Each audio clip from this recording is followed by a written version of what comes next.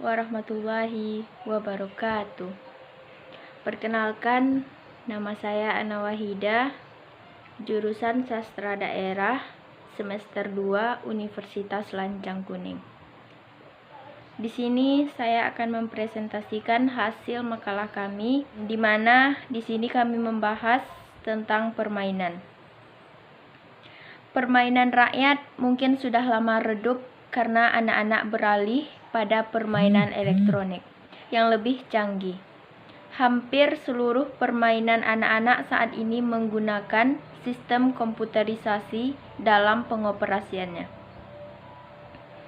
Namun, perlu kita sadari bahwa permainan modern saat ini mengakibatkan dampak negatif yang cukup berpengaruh bagi anak-anak. Dengan adanya perkembangan teknologi dari waktu ke waktu yang menyebabkan pembaharuan terus-menerus pada permainan, menyebabkan kecenderungan anak-anak menurut edisi terbaru dan dari permainan yang dimiliki, sehingga dapat disimpulkan bahwa permainan modern membentuk mental anak yang penuntut karena berbagai faktor lingkungan. Dan permainan modern saat ini tidak dapat menanamkan kesan positif yang baik sehingga dapat diingat sepanjang masa. Lain halnya dengan permainan tradisional, yang sebenarnya banyak makna mulia yang bisa tergali di baliknya. Berdasarkan penelitian, seluruh permainan rakyat di Indonesia memiliki kesamaan, yakni pengenalan diri, alam, dan Tuhan. Serta permainan tradisional juga banyak memiliki sisi positif yang seringkali diabaikan. Berikut saya akan memperkenalkan macam-macam permainan tradisional di antaranya.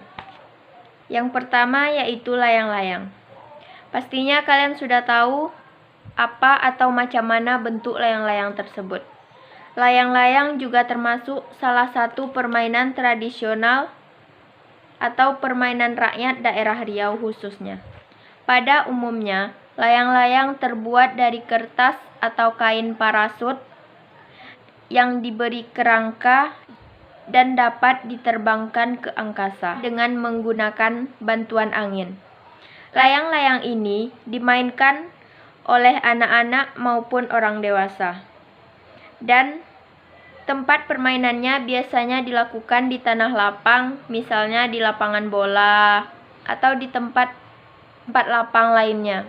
Biasanya kalau di kampung kami, khususnya Kuansing, layang-layang ini banyak dimainkan anak-anak.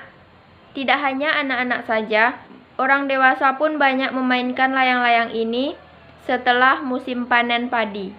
Nah, mereka memainkannya di sawah-sawah yang telah dipanen, di mana di sawah tersebut tempatnya sangat luas dan sangat nyaman untuk menerbangkan layang-layangnya. Bahkan mereka berlomba untuk menerbangkan layang-layangnya. Siapa yang bisa menerbangkan layang-layang tertinggi, itulah yang menjadi pemenangnya. Selanjutnya, permainan gasing. Gasing merupakan permainan tradisional Melayu yang sampai saat ini masih eksis meskipun pengaruh modernisasi terus menerpa sesuai dengan perkembangan zaman. Gasing juga merupakan permainan tradisional orang-orang Melayu sejak zaman dulu. Gasing terbuat dari kayu bebaru, kayu kemuning, kayu rambai, durian, dan masih banyak lagi kayu-kayu yang bisa kita gunakan untuk membuat gasing. Tali gasing sendiri terbuat dari kulit pokok bebaru.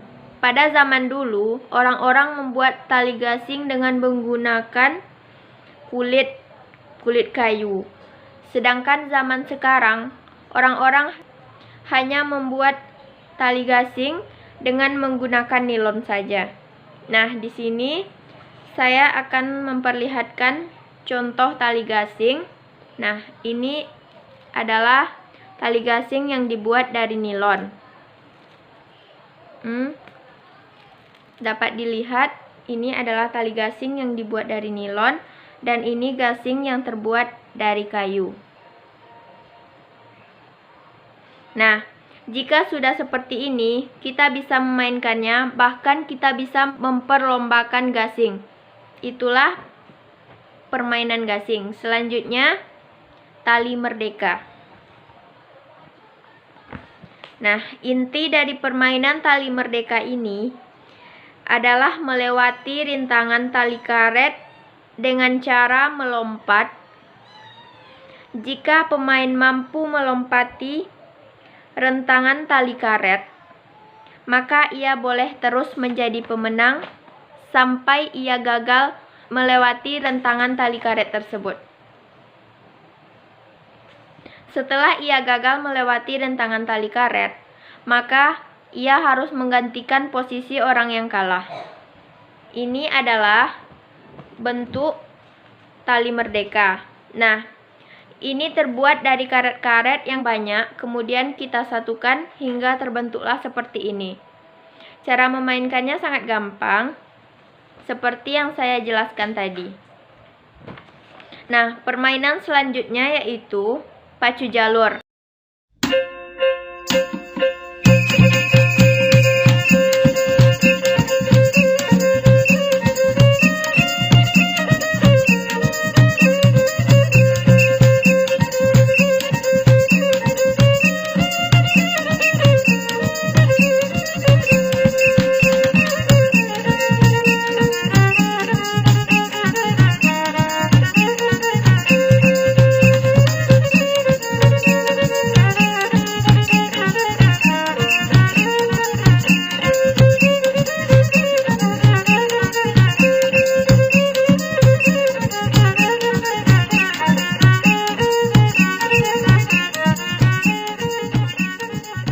Nah, di mana pacu jalur ini adalah kebanggaan orang-orang Kuansing, di mana pacu jalur ini hanya dimainkan 1 kali setahun. Dan tentunya sangat ditunggu-tunggu oleh orang Kuansing. Pacu jalur ini terbagi atas rayon-rayon, event nasional. Nah, kalau rayon-rayon tersebut hanya terdiri dari puluhan jalur. Sedangkan kalau di event nasional di Taluk Kuantan itu sudah termasuk event nasional dan menjadi wisata. Bahkan bagi orang luar negeri pun banyak yang menonton pacu jalur tersebut. Dan pacu jalur ini sudah menjadi kebanggaan orang Kuansing dan sudah menjadi turun-temurun. Ada yang menyatakan bahwa pacu jalur ini sama dengan event wisata dayung. Namun itu salah besar. Kalau mirip mungkin iya, karena pacu jalur mempunyai keunikan tersendiri, mulai dari mencari pohon besar untuk dibuat seperti perahu, pembabatnya sampai ke gelanggang pacu.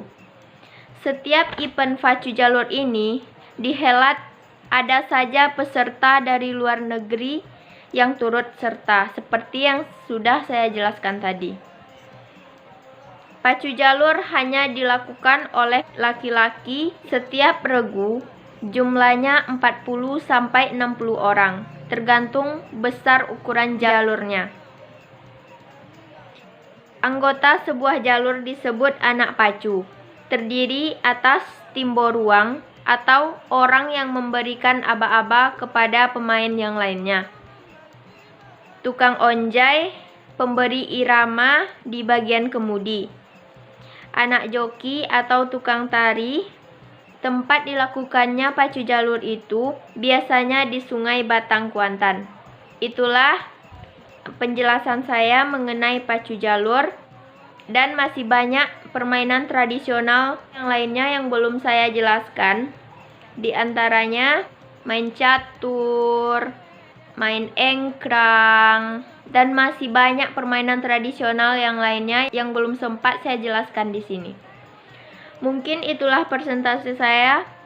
Sekian, terima kasih. Mohon maaf jika ada kesalahan. Terima kasih atas segala perhatian. Wassalamualaikum warahmatullahi wabarakatuh.